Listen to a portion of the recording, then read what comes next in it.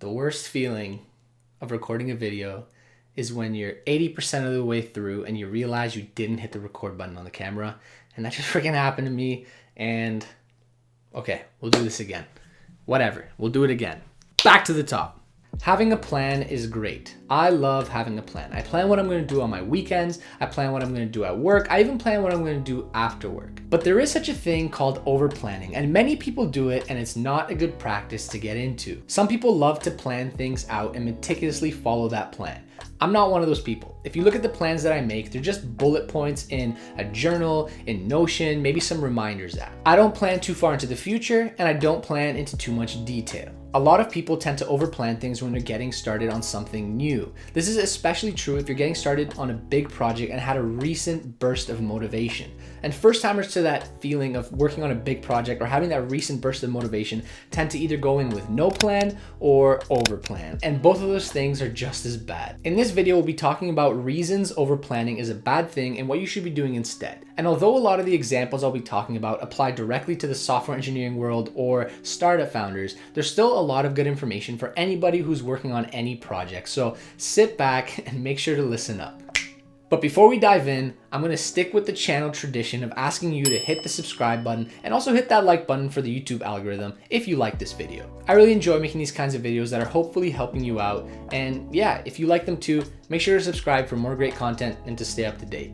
So yeah, now we can actually dive into it. When I'm talking about overplanning, I'm not talking about planning out a mission to the moon or a mission to Mars. I'm just talking about not overplanning your personal goals or your personal projects or even your projects at work.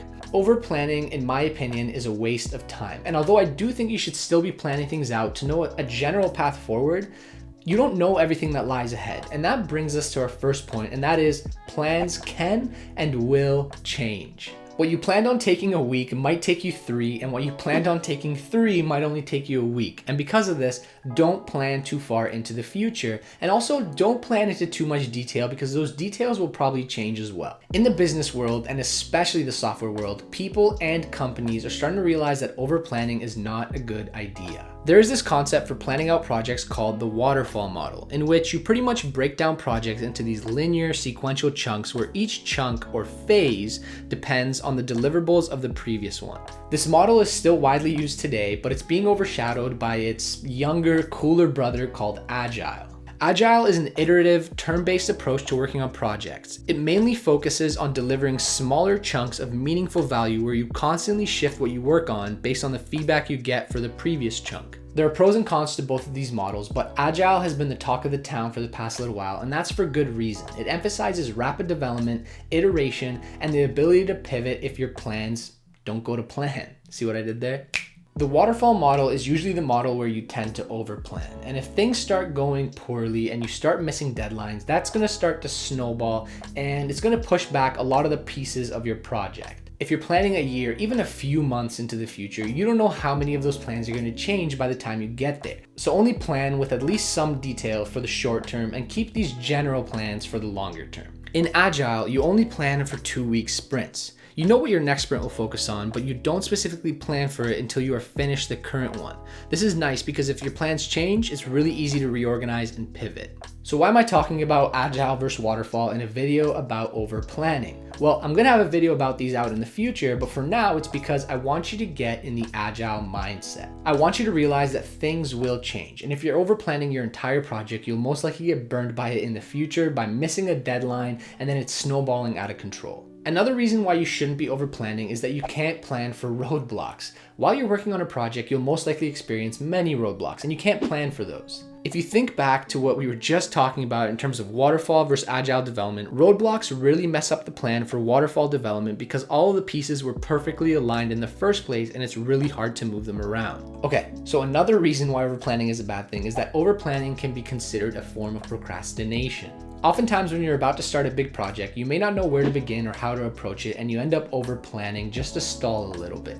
I've seen this happen to people around me, it's happened to myself, and The first 2 big projects that I worked on, I actually ended up doing this. I was sitting there writing each step of each user flow, drawing out how the UI will look and what each button will do, only to realize that shortly into working on my project, I was already making changes to the original plan. Because A, what I thought made sense in the beginning didn't make sense anymore, and B, I wanted to make the project simpler and move faster. I was overplanning because I didn't want to start the project, because when I looked at how big this project became, it really intimidated me. I would rather sit there and keep planning than to actually write my first line of code. Please don't do this. If you're working on a big project, think about what the main value is and try to focus on that if possible. Now there's this thing called the 80-20 rule, and I love how it applies to this situation. And now it's not an exact science, but it basically goes like this. 80% of the value of your project will most likely come from 20% of the features. So try to focus down what the main value is and work on that. If you try to implement 100% of the features, you'll never end up completing it. And this brings us to the next point, and this is a point that I like to call the fantasy. The more time you spend planning, the more times you'll start thinking of all these cool things you want to include in your project. And as you think of these cool things you want to include, your project scope starts to grow and grow and grow, and it becomes this fantasy that you might never achieve. And that's what I mean by focus on the main thing. Especially if you're working with software, try to focus on the main value and deliver that. You don't need to deliver the entire project. Maybe that is an end goal and that's somewhere you will get, but focus on the main value and deliver that. Okay, finally, last but not least, over-planning increases stress. You have everything planned out. Everything is so perfectly put together. You know exactly how you're gonna execute everything. You know exactly how much time everything's gonna take. And then boom, you hit one little roadblock and everything falls apart. All the dates that you set, all the details that you planned, they're not gonna happen anymore. You're not gonna hit them anymore. So like I said in the beginning, plans can and most likely will change. Know that going into any project, and it will reduce the amount of stress you have. Okay.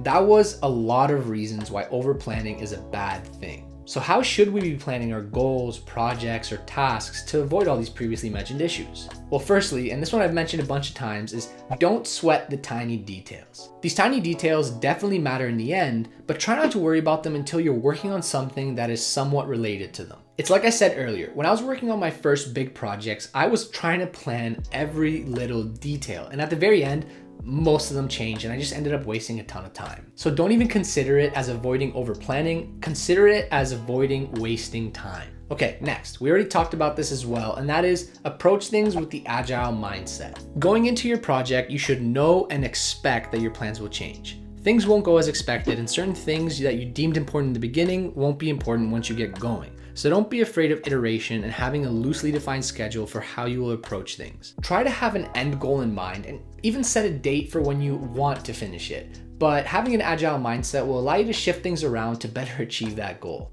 And that brings us to another thing you should be doing. Try to write down the core value or a mission statement for what your project is going to be offering. Remember when I said 80% of the value of your project will come from 20% of its features? Well, yeah, write down what that value is going to be. You can do this as a form of a mission statement or a simple "my project will do this." But try to be somewhat specific with the value.